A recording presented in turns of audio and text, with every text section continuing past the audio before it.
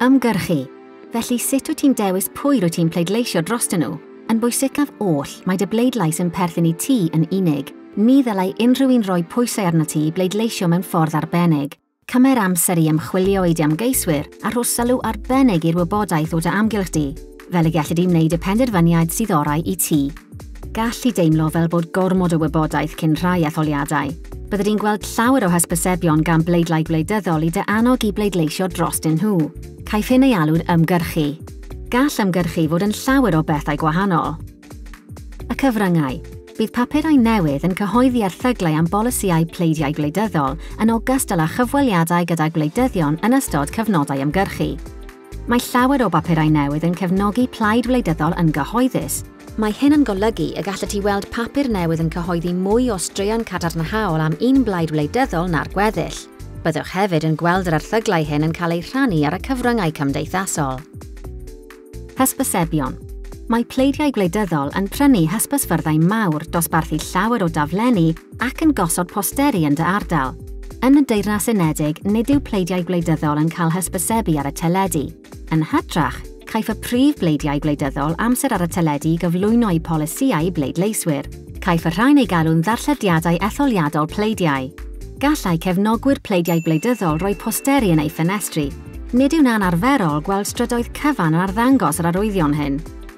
Bydde di hefyd yn gweld hysbysebion ymgyrchu ar y cyfryngau cymdeithasol.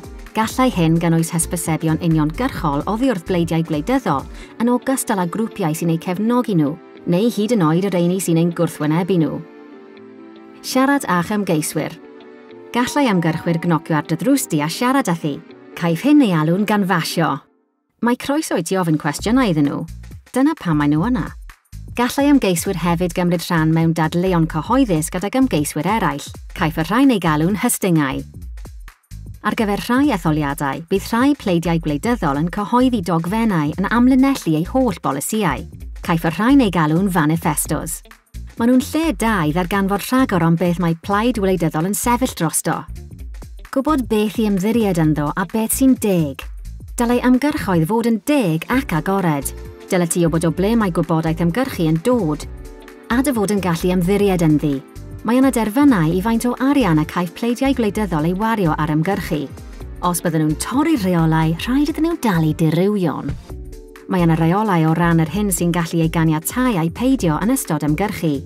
Er enghraifft, all ymgeisydd ddim ceisio dwyn perswad arna ti bleidleisio drostyn nhw trwy addo i brynu siocled i ti a phawb yn y dref os ydyn nhw'n ennill. A chaiff ymgeiswyr ddim dweud celwyddau ynghylch cymeriad ac ymddygiad ymgeisydd arall. Newyddion ffug.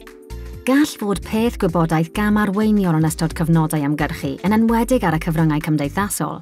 Gall y wybodaeth ffug hon neu newyddion ffug gael ei rhannu filoedd o weithiau heb i unrhyw un ei chwestiynu. Weithiau bydde di'n gallu gweld yn rhwydd nad yw rhywbeth yn wir. Mae pennawd fel y prif weinidog yn cyfaddau fe bod yn alien yn debygol o bod yn seiniau larwm amheuaeth. Ond yn aml, nid yw e mor hawdd ei weld â hynny.